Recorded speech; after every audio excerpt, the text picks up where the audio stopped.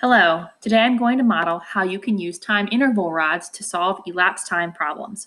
Since time is an abstract concept for students, time interval rods can be used in addition to student clocks as a concrete tool to help students build their conceptual understanding of time.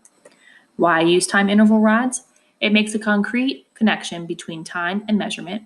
They're a flexible tool because students can make jumps of any size, and it uses a number line which they are already familiar with. Let's begin. Here's my problem. Our third grade class went on a trip to the Science Museum. Our bus dropped us off at 10:10.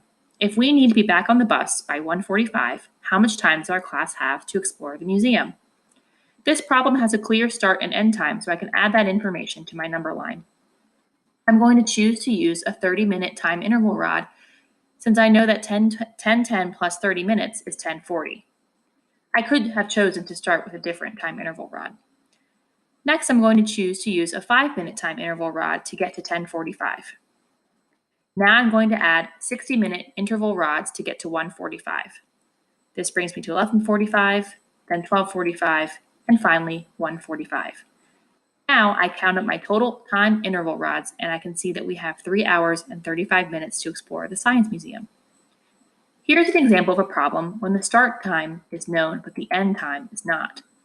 Holly was baking cookies with her mom. They put the cookies in the oven at 4:55. If the recipe said the cookies need to bake for 18 minutes, what time should Holly's mom take the cookies out?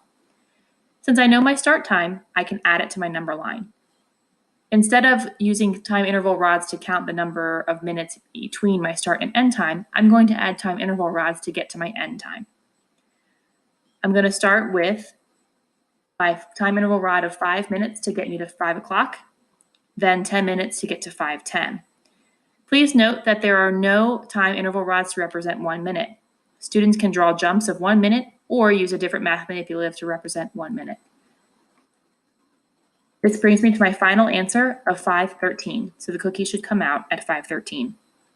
Students can reverse this process for when there's an elapsed time problem where the start time is unknown. Look for opportunities to showcase different strategies and facilitate discussions about which method is most efficient.